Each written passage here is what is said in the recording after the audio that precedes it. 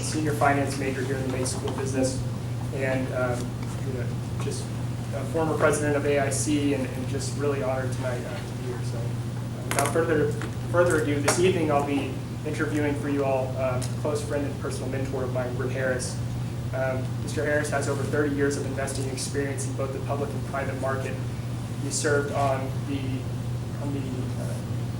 New York Stock Exchange subcommittee on pensions, as well as several other boards such as the Federal Reserve. He's led some of the largest, most influential and innovative companies around the world.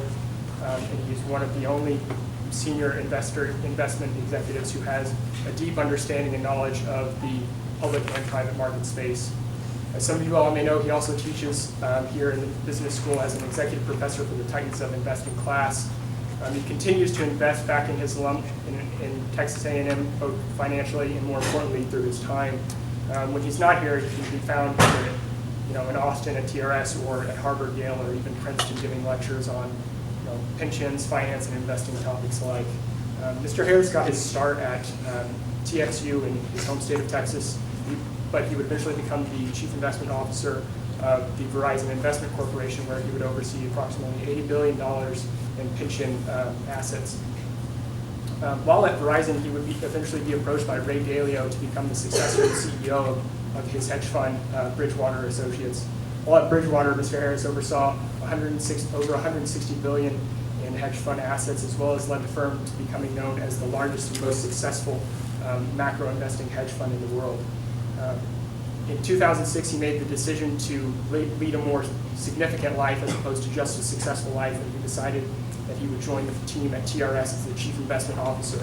At TRS, Mr. Harris oversees $130 billion in assets, as well as provides pension and other great benefits for public school, university, and college employees, and really making a great impact in the state of Texas. Lastly, Mr. Harris is a proud father of 4 and a married man of over 30 years to his high school sweetheart, Julia. An accomplishment most CEOs and most investment professionals of his caliber have not been able to attain. In addition, he's very active in his community, in church, at home, going as far to host marriage counseling events and public forums. He really embodies a lot of the values and traditions and that we're taught here at Texas A&M, and he carries them forward to the boardroom, the classroom, and the living room. So please help me in welcoming Britt Harris. Thank you, Mr. Young. Known him for 2 years. I'd never call him Mr. Harris until tonight. So with that, we're going to actually just get into our Q&A. We've got about 14 questions here, and then we're going to wrap up with just an open discussion. If there are any questions you all have, this is now your time to ask them. So question number 1, and these are all from A.I.C. students and myself, so again, no question is too dumb, so feel free to do it. Yeah, there's lots of questions that are too smart. I'm on it. A little dumb is fine. That's right. How does an Aggie in 1980 become the CIO of the Teachers Retirement System of Texas and manage over $130 billion in fund assets, become a member of the Federal Reserve Advisory Board? So I don't understand the premise of your question. You're kind of like, how it's not possible for a southern Texas farm boy who goes to A&M. How is that possible that they can actually go to the Federal Reserve? Actually, I guess I should get into, before we get into this, maybe we should talk about your background, growing up in Fort Worth. Britt's actually, many of you may not know, the son of a preacher and a teacher. Could you maybe talk to us a little bit about the life events leading up to you at A&M and choosing your first job? Okay, yeah. So I had kind of an unusual growing up here. My dad was an oil executive for Mobil Oil until he was in his mid-30s, and was apparently the youngest executive that Mobil Oil had ever had at that time. This is in the 60s. But his real calling was into the ministry. So when he was, I think, 33, he resigned from Mobil Oil. We left Fairfield County, Connecticut, left a mansion, sort of, and start all over going to seminary in Fort Worth, Texas. I was 9. Up until that time, we lived in Ankara, Turkey for most of the time. Then we moved to Connecticut, and now we're back to Texas. I was born here, in this town, I'm a fourth generation, Texas Aggie, so, and my sons are fifth. That's the only readily, tops us in terms of, but none of us are buried, facing the scoreboard. And so really that had a, when I look back, number one is, I lived in different places, so in terms of how it shaped me, it's kind of like, anywhere in the world is fine with me. I'm a Texan, but I'm comfortable, really anywhere. And what you find is people are pretty much the same, everywhere in the world. They love their families, they don't like the government, they want lower taxes, kind of all the same stuff, just a different language with a different color skin or something like that. And I saw a model of a very successful executive as well, and a very good father and mother. So, some of you have that and some of you don't. If you do have that, you should, leave this class and go thank your parents, because they've given you one of the greatest blessings possible because you don't have a lot of baggage. If you didn't have that, get over it, and just go and fix it. Later on become the father or mother that you wish you had, and go from generation to generation. So my dad went from being the senior vice president of global sales for Mobil Oil, at 33, to selling Allstate insurance door to door at 34. And my brother and I would go out and put these brochures, on everybody's door, with a little rubber band. The next day my father would come by and say, did you see the brochure? You're interested in insurance. From high and mighty to low and nobody. And I think what I learned from that is it doesn't matter. When I asked my parents later, my dad passed away unfortunately relatively young, but asked my mother later on, like, what was hard about that decision? Going from rich and famous to starting all over. And she said what was really hard about it was we wondered how it would affect you. And we have shit bad for us. How would it affect you? And I said, well, I had a great family in a mansion, and I had a great family in a track home. I had a little league in place A, I had a little league in place B. That's all a 9-year-old needs. It made no difference, at all. But it did cause me to realize that money was not the most significant thing. And it also, it gave me a good work ethic. And so just the short version of that, just kind of finish this. So Dad gets out of seminary. I'm now 14, and I had just made the first string, right from Fort Worth, Southwest High School. I just made the first string basketball team at Southwest High School. After, get this, listen carefully, after being fourth string the previous year. Fourth string, nobody has four strings unless you're 8th grade. I worked very hard, I got a little bit better, I made first string. This was the city championship team as well. This was not a bad team. And then my dad walks in and says, we have been called to Harlingen, Texas. Anybody from South Texas in here? So what town are you from? McAllen. So that was our big rival. That was a big city, McAllen. If we ever beat McAllen like that was the pinnacle of everything. The Bulldogs. We probably have more than one high school now. Yep. And we go to, so it's kind of like we've been called to Harlingen, Texas. Not me. I've been called to be the shooting guard for Southwest High School. This was 100 years and more than 100 pounds ago. And I said, well, I hope you can get a job. Or, we're packing up. So I go down. I thought I was at the end of the world. Didn't like it, made it all very obvious everybody didn't like it until I saw this beautiful girl with long brown hair who was also 14. And she's been my wife now for 35 years. So it made it all worth it. Thank you very much, Britt. Going back to our first question, I guess you've already answered it, so we'll go ahead. No, so answer it again. Okay. So how does an Aggie in 1980 become the CIO? Okay, so this is I want to give you just a historical reference. How many of you read the book Outliers? That's not enough of you. by the way. If you were a Titan or you ever get into Titans, you will answer that question very differently. Every successful person is a prolific reader. Every successful person is a prolific reader. So if you're not a prolific reader, you are not going to be successful. I'm not the nice guy, by the way. But I am the nice guy because I'm telling you now what you need to do. Become a prolific reader. Now, I wasn't a really, really prolific reader when I was your age either. But Outliers is a very easy book. It's written by a very famous author. It's extremely easy to understand. It's really interesting, and it makes an important point.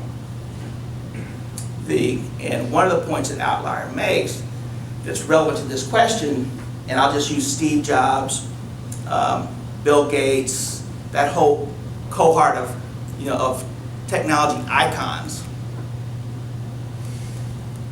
They were all born within 5 years of each other. They were all born within 5 years of each other. And I think it might even be within 2 or 3 years of each other. And the reason that's important is there's a point in time when something gets gets on the launch pad, and all of a sudden it becomes the big thing. So, before Bill Gates was around, I did not have a computer when I was sitting in your chair. Nobody did. You can't even imagine that. Nobody had a computer. I didn't even see a computer until I was out of, like 4 or 5 years out of college.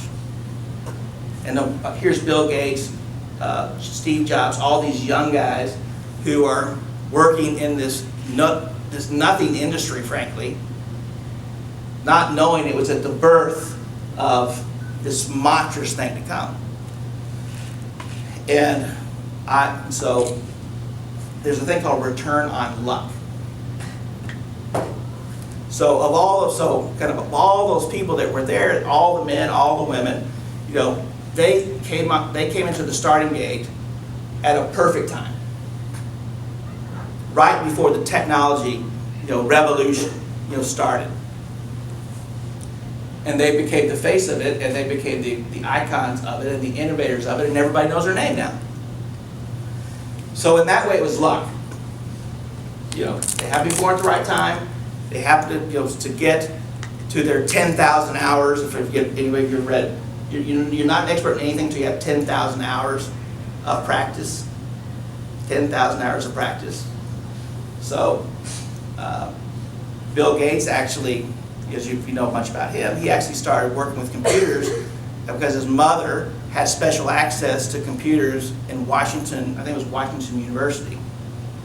So he started racking up his 10,000 hours, when he was 14 years old. And he got to his 10,000 hours at 20, let's just say. And all of a sudden, they're the mouthpiece of the technological revolution, and off you go. So he was lucky. Yes. But then you got to think about, there were only 2 men, Steve Jobs and Bill Gates, that were there at the inception.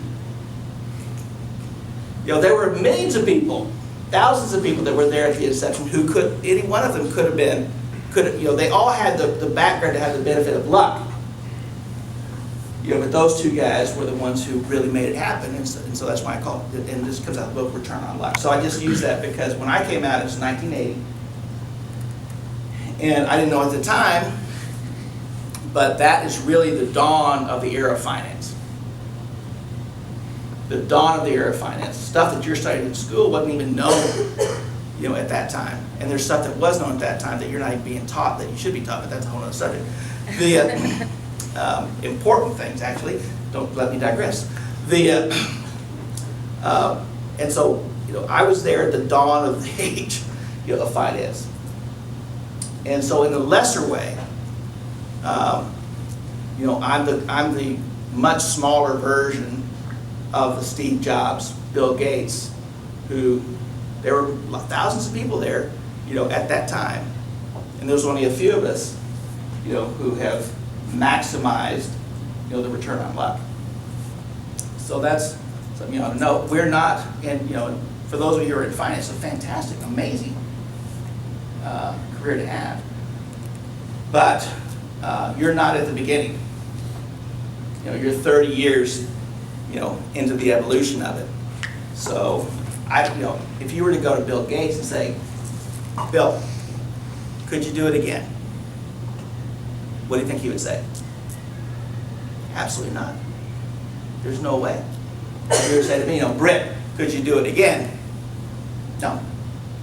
It's a completely different ballgame, now than it was then. We're at a completely different point in the cycle. So it's going to be harder for you to distinguish yourself, than it was for us. That's question number one.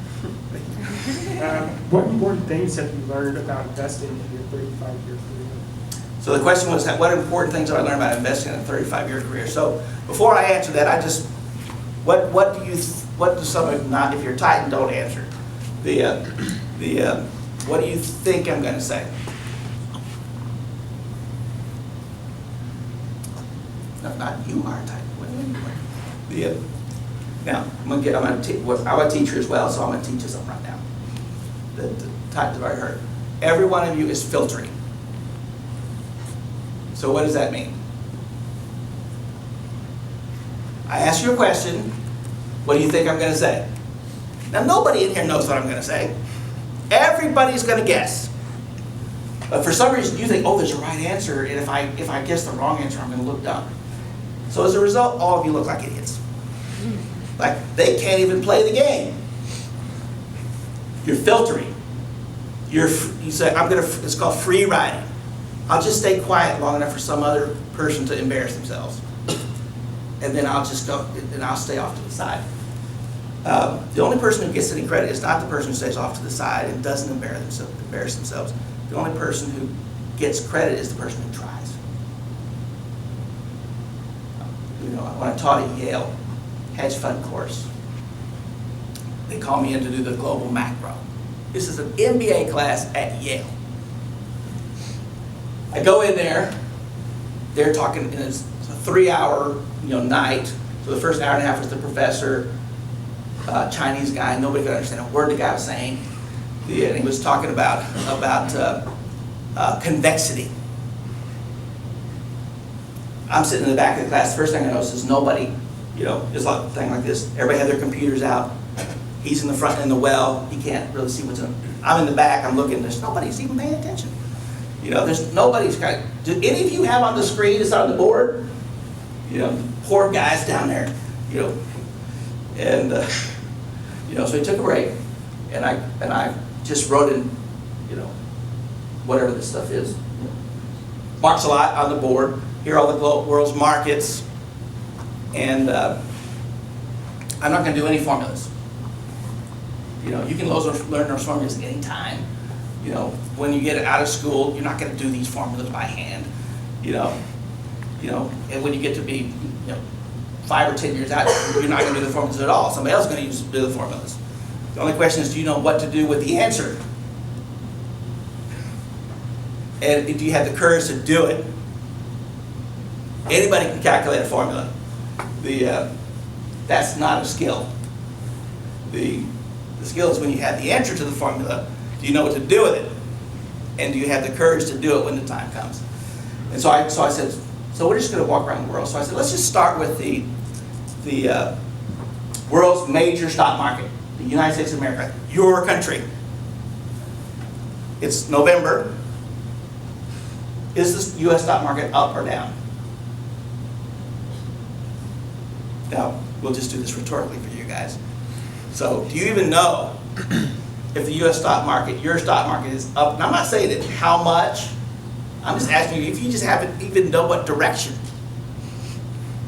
Is the market up or is the market down? Let's just for fun. How many think the market is up? How many of you think the market is down? What time period? I said this year. It is up. And so what I did, so I said this to this Yale class. There's like 50 people in here, and they're all Yale. Just because you get Yale doesn't mean you know anything. It doesn't mean you don't either. But this one guy over here, this one poor soul over here, because everybody was filtering.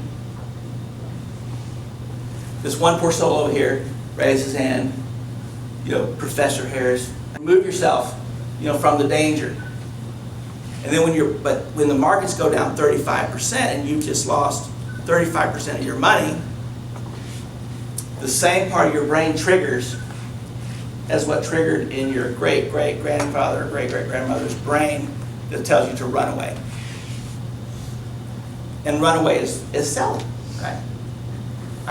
This is too uncomfortable. It's too uncomfortable. This thing could go to zero. It's too uncomfortable. And so you want to relieve their discomfort. Sell. But what you've got to train yourself, and you've got to have knowledge, you've got to have patience, you have to actually know what you're doing. In that terminology, what is the right thing to do with regard to saber-toothed tiger if you're an investor? To do what? Yeah, run at it. Does that feel like, are you going to feel good running at a saber-toothed tiger? And nobody in their right mind would run at a saber-toothed tiger, but your brain is triggering the exact same emotions that you would feel if you were actually running at a saber-toothed tiger. Like, this makes no sense. But it's not a saber-toothed tiger. It's just money. It's not a saber-toothed tiger. It's just money. And so you have to know these things because you're going to have to react in a way that feels wrong. And frankly, that most people are telling you is wrong. And so I have to control not only my own emotions, but I have to control the emotions of millions of people. There's 1.4 million investors in our fund. And so you better know how to control your own emotions. And if you're going to really be a big time investor, you better know how to help other people control their emotions. So those are two good ones. So I'll just go from there. Know your history. How many of you are business majors? Do you think it's weird that you don't know anything about cycles? Like how many bear markets there have been? How many bull markets there have been? How far a bear market actually goes down? How long they last? Do you think it's kind of weird that you don't? That's like the most important thing. But you know how to calculate some formula that's totally irrelevant, that's not going to be necessary, 3 years from now, because you can do that with a computer. And your professors are great, by the way. I don't take this as a criticism. I know most of these professors, and they're very, very dedicated people. And it's just, and how many of you have read the book Intelligent Investor? Maybe 20% of you. They should all raise their hand. It was a book club. Book club. So Warren Buffett, who's supposedly the best investor currently living, and he certainly deserves to be called a great investor, says the best book on investing ever written is the book Intelligent Investor. It is the Bible of investing. Do you think it's odd that you're studying a green textbook written by some professor instead of the Bible of investing?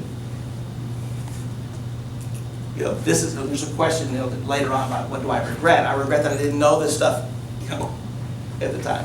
It's not like what you're studying is bad. It's good. It's just far from best. It's far from best. So emotional stability, the ability to do the hard work, to deserve to be right and to prosper.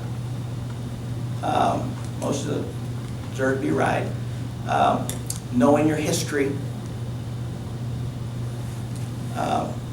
Those are probably the three most important, characteristics that you need to be a good investor.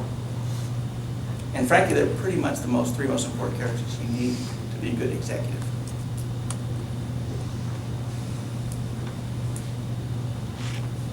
What about ethics? Ethics is so. First of all, I just take that as a given. But I'm glad I'm glad you put that in there because I want to say a word about ethics. How many of you, if I were to if we were to say, look, let's go out to Houston, Texas, or Fort Worth, or Austin, or New York City, or any city, and what we want to do is we're just going to take the first 100 people that come by, and we're just going to ask them one question: are business people honest? What do you think is going to happen? What do you believe the results are going to show about what they believe? Yeah, and that's probably what you believe, because you watch too many movies and you don't think it through. Do you really believe that you can be dishonest and be a successful person over the long term? And you probably do, and I just want to disabuse you of that fact. And let me do it in this way. Now, you believe that because you've seen Bernie Madoff and you've watched Wall Street and all that crap, that they put on there, and think that that's perfectly normal.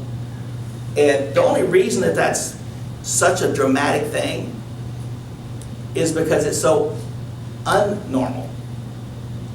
Because it's so crazy, unusual in a world where trust is the most important thing, and your integrity is the most important thing, and then here's the wild exception where you have somebody in this world that requires trust and ethics and integrity and honesty, and yet every blue moon you get these jerks who swindle people and have an unbelievably low ethics, and you find out about them. It's very important to realize, and you found out about them. A friend of mine says, with regard to morality, markets are long-term efficient. I'm going to repeat that because you should be writing this down. With regard to morality, markets are long-term efficient. So let me prove it to you in a very, very simple way. So, Catherine. Yes. I heard you want some apples. It's true. Yes.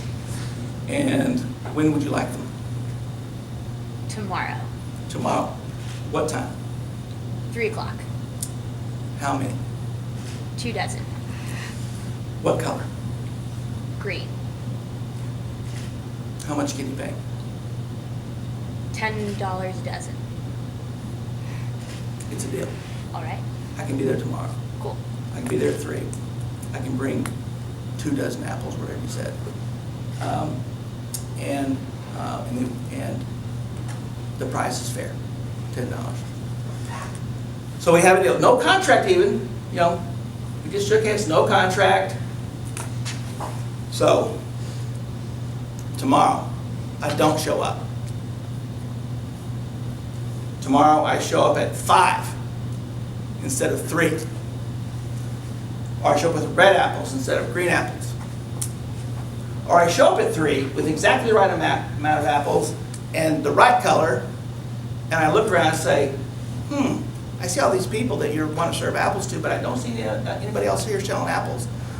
Let's retrade the deal. It's not $10 anymore, it's $20. You're stuck. You got to fork over the $20 because you got to do it that day. I was immoral, dishonest, unethical, took advantage of you. Now, Josh, I heard you need some apples. Correct. Ask Catherine who you should get them from. Catherine, where'd you get your apples? I got them for Britt. Was it good? It depends if he showed up on time.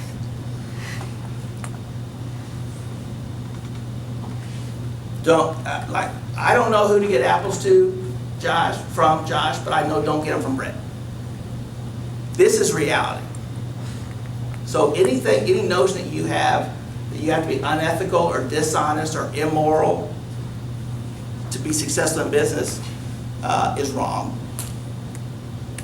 And in fact, if you believe that and you start to follow that pattern, like I want to be successful, so therefore, I'll sin a little, around the edges, you are basically sowing the seeds of your own demise. With regard to to morality, markets are long-term efficient. And when you hear that story, kind of like, of course they are. Like, you cannot swindle people and mistreat people and lie to people and not keep your word, et cetera, and expect for people to keep coming back for more. You know, the minute I do that to Catherine one time, my business is over. Yo, Catherine, she's not going to say who to get apples from, but she's going to say this: don't get them from Britt. So thank you for asking that question. It's really important. Most people have that factor mentally. Their mental model on that factor is very shallow and totally wrong. And so therefore, if you can, if something's really shallow and totally wrong for most people, and you're trying to create a competitive advantage for yourself, this is a layup. Right? This is a layup. Okay, let's go to the next question. Moving right along. The next question has to deal with how your investment philosophy has changed over the years. Maybe a little interesting tidbit to talk about, the difference between TRS and Bridgewater. And TRS is $8 billion annual return. I think when you do the numbers, it comes down to $5 million every hour. So it seems to me like there isn't much of a difference between Main Street and Wall Street. No, the markets are the markets.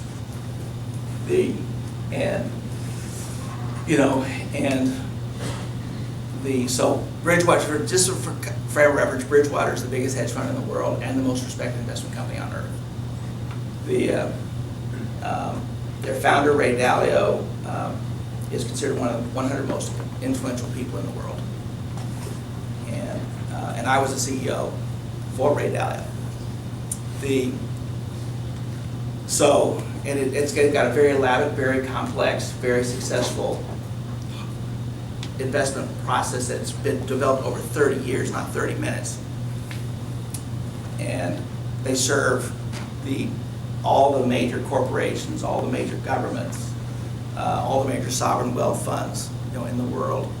Basically, if you're an individual investor, you don't have enough money to work with Bridgewater, no matter who you are.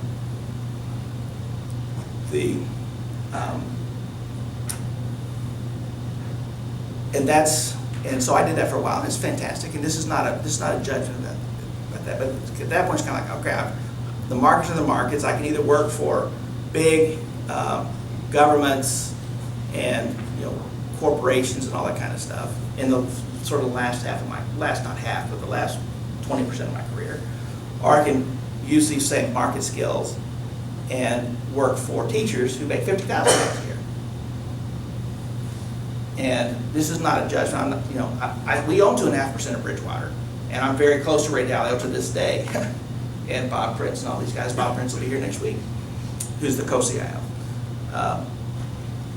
But for this last part of my life, it's kind of like I would like to work for somebody who really needs the money. And so we call ourselves capitalistic Robin Hoods. Capitalistic Robin Hoods. So we, alpha zero sum, we could get into it.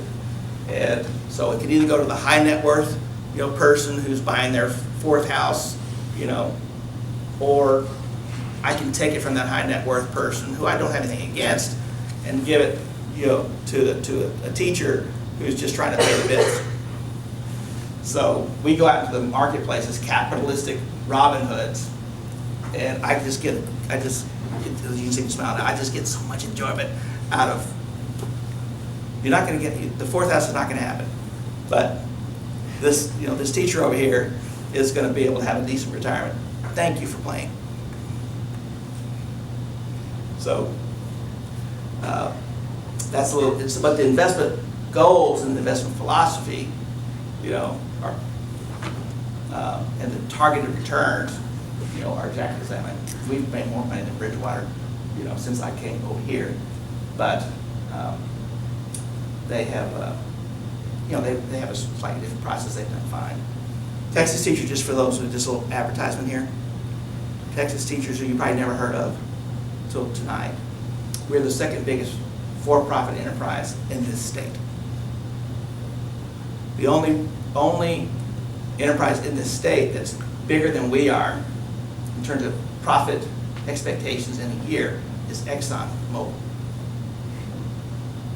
Sometimes AT&T. And there's only 140 of us. It's a great job. It's a great job. You know, as Kyle said, we're supposed to make $5 million per every 60 minutes. $5 million every 60. This is big leagues type of stuff. Okay, let's go on. Okay, jumping off from that point, I guess, how was, you talked about, you know, profitability and making returns, the difference, but what is the risk difference, the risk profile approach that you take Yeah. versus the other? Well, let me just, I'll just use Bridgewater as a hedge fund and us. So we invest in everything all around the world. Equities, fixed income, private equity, real estate, commodities, hedge funds, everything you can imagine. And Bridgewater is one component of that, a hedge fund. And so, you know, everybody's trying to, that every professional investor, I shouldn't say every professional investor, but these two types of investors are kind of like, I'm going to take a certain amount of risk. And I'm going to, by taking that risk, I'm going to seek a certain return.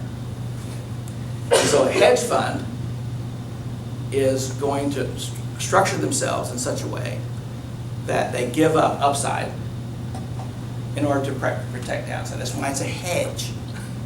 You know, hedge funds are the riskiest things in the world. No, they're not. It's a hedge against losses. There's certain types of hedge funds that are Russian roulette, but they're very few and far between, and even those managers don't even know they're playing Russian roulette. I have an interesting story about that if you want to hear it. But so a hedge fund is trying to take less risk and make a lower return in a shorter period of time. You know, their time horizon is a year.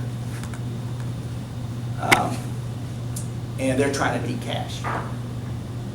My time horizon is 25 years, and I'm trying to beat 8%.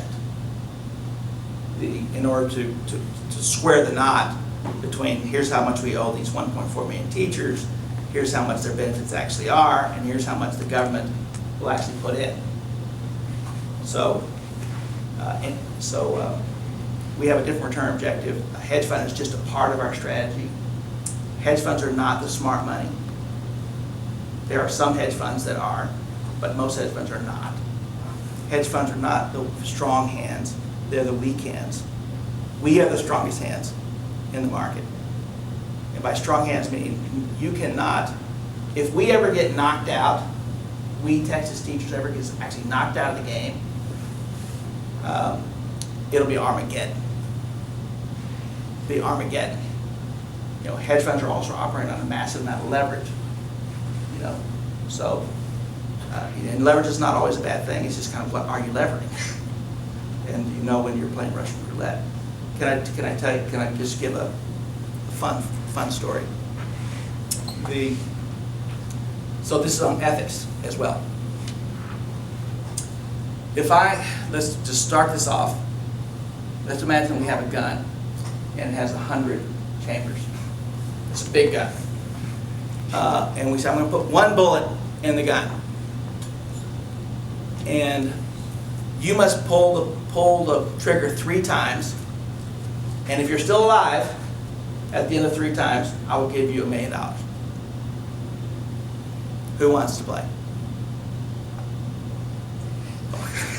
Well, we got a few gunslingers in here. Don't play. Nothing's worth your life. But how about this? If I said, I have a gun in here and I have an investment strategy that works 97% of the time. 97 times out of 100, but 3 times out of 100, you lose all your clients' money. And every time you pull the trigger, before you lose all your clients' money, you personally will make $20 million. Do you want to play? This is not, I don't want you to get the framework that this is all hedge funds are the way, but there are certain types of hedge fund strategies, mostly in the fixed income area, where it's kind of like, if I can pull the trigger, it's kind of like, this is a good game, I can pull it. There's a high, just try to have a bunch of them, sitting there. I think Howard Marks, to simplify, defined that as knowing the statistics of the market. It goes back to what you said, knowing the cycle, right? Yeah.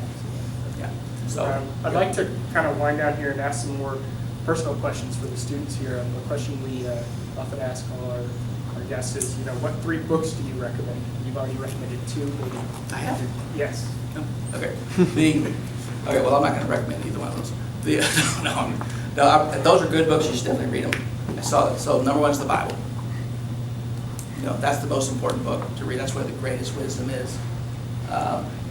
And both about money and about self-control and about service and about the principles that are in the Bible will keep you out of so much trouble.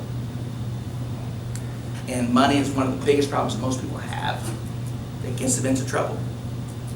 There's a saying that either you will master your money or your money will master you. And I happen to know the stats underneath the surface of the typical financial condition of the typical American. And I'm telling you, 75% of Americans, minimum, money is their master.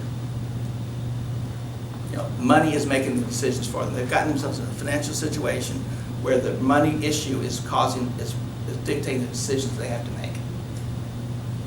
And when something else is telling you, making a decision for you instead of you're making a decision, then you are a slave to that thing. Do you get it? So you have to break the power of money.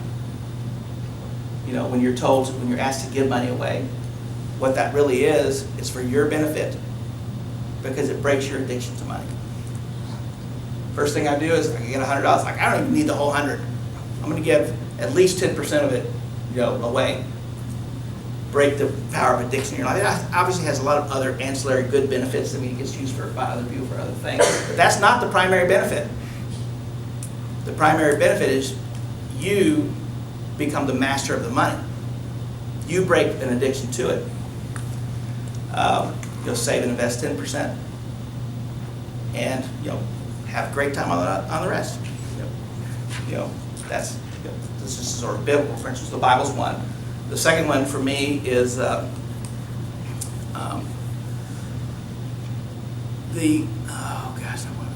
favorite book. I can't.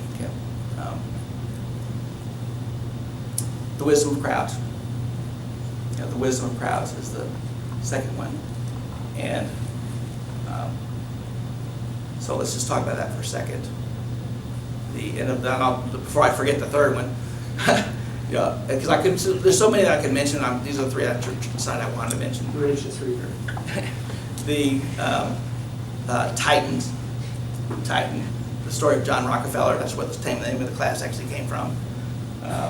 So there you have the ancient wisdom of the Bible. You have the wisdom of crowds, which I'll talk about in a second, and you have a role model of a man who started with nothing,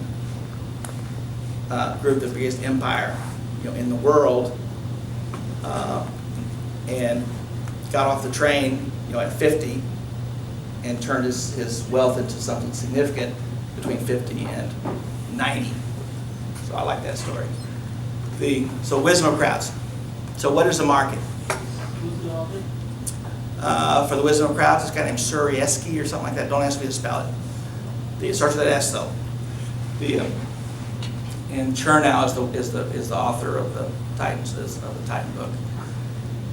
So the wisdom of crowds. First of all, if you are a prolific reader at this point in your life, maybe some of you know this, the wisdom of crowds is actually a joke.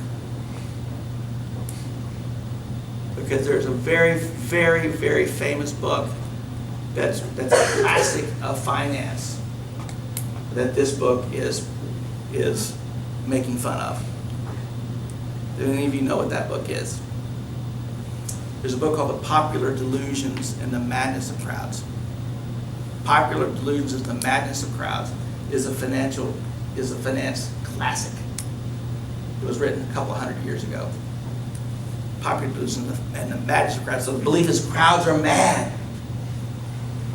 Never follow the crowd. And there's no such, and then all of a sudden this book comes alongside the wisdom of crowds. So which one is it? Are crowds mad Or are crowds wise? And the answer is it depends, which is always a good answer, by the way. So, is there wisdom in the crowd? If you read this book, which I hope many of you will, the very first chapter or so talks about going into a county fair. And right there, the very first thing is a card table and the PTA. And a big jar of jelly beans. And the president of the PTA walks over and says, guess how many jelly beans are in this jar? Now, if you're, for those of you who are in finance, if you're a rational person, the rational econ man that traditional economic assumes you are, which of course you're not, a rational economic person, are you going to say, sure, I'll be happy to take a guess at how many jelly beans are in this jar for $1? Is that a rational thing to do? Are any of you jelly bean experts? Any of you have any idea how much a jelly bean weighs? Does a green jelly bean weigh more than a red jelly bean? You have no earthly idea how many jelly beans, or no way to even start to think about it very quickly, how many jelly beans in this jar. So the rational thing is to not guess.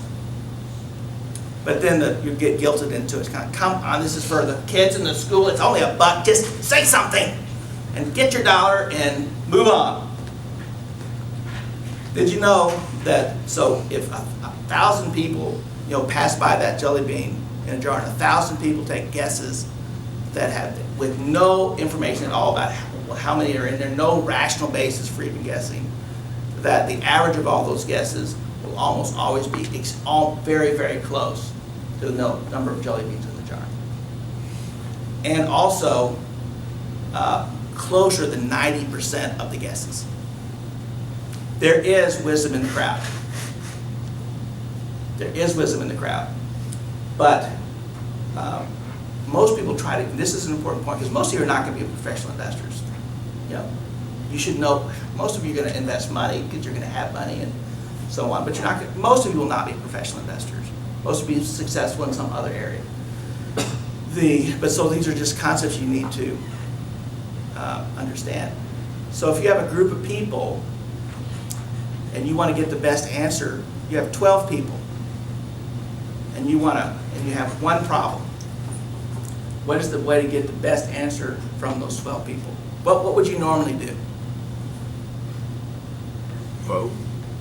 Ask the experts. Sorry? Ask the experts. Ask the experts. Experts are really useful, but they're no more right than people who are not expert, unfortunately. Aside on that, we just did one of the books we just did. It tightens because we do 19 different books plus the books we actually study, and one of them was about economic forecasting, and only 33 of economic forecasts are even correct if the definition of correct is the right direction, not the actual outcome. It's very hard. It's kind of, but it doesn't mean that it's a weird thing. It's like, is there no value in experts? No, there's actually a lot of value in experts. You just got to know what the starting point is. So you get people in the group who know something. Okay, you vote. So how would you do the vote? Let's just go with that for a second. Who said that? Oh, Just a popular vote. there's a popular vote. All right, Josh. The problem is that a submarine filled with 200 people has just gone off the radar screen in the South Pacific. We have 2 hours to find these people, or they're dead. What, you want to vote? It's one option. You're actually going in the right direction.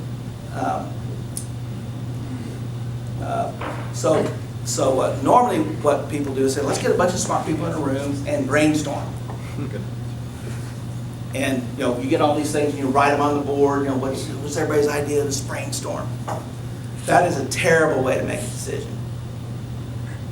But how could it be? That's teamwork. Because that discussion is, you're not getting 12 independent views. You're not getting 12 independent views. If you're in there with me, I know more than you. Let's say we're debating some investment thing. I'm going to kill you. By the time the thing is over, you're going to think you're the stupidest person that ever walked the face of the earth. Now, 10 years later, you'll recover, and you'll actually be smart. So you just can't get in a room and just have people. That can't be the first thing you do. So that scenario that I just mentioned was actually in the book, The Wisdom of Crowds. And so what they did was said, let's get 30 people who have totally different jobs and might know something about submarines, and ask each one of them independently, separately, what do you think happened and what should we do? So they go to one guy, the obvious guy, like you've been a captain of a submarine, what do you think happened? And then they go to the weatherman. Say, you don't know anything about submarines, but you know about weather. What do you think happened? Here's an oceanographer, like you've never been in the military, but you know about oceans. So, you're the cook, for 30 years, on a submarine. What do you think happened? And you get 30 independent views. Just like those 30 people or those 1,000 people are voting without any information really on the jelly beans. And then you have somebody who's an objective aggregator. Not somebody who says, well, I think it should be this, so what Josh said is what I'm going to emphasize. You get independent views, and then you bring everybody into a room and say, each one of you have given your independent views, thank you very much. Here's the aggregation of all those views. Here's kind of what came out of that aggregation. Now, in football terminology, you're 80 yards down the field before you've gotten all the bias of the crowd, and then you sort of take it to the goal line from there.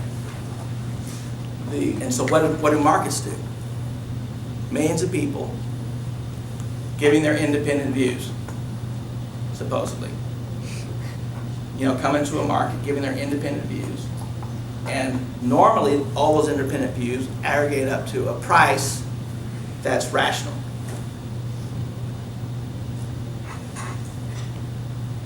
So therefore, markets are efficient. Markets are normally efficient. But I emphasize the word normally. What if all of a sudden, everybody decides, what's the guy's, the guy does this booyah all the time? Kramer. Jim Kramer. He's a television personality. He's very experienced. He's very compelling. He's very opinionated.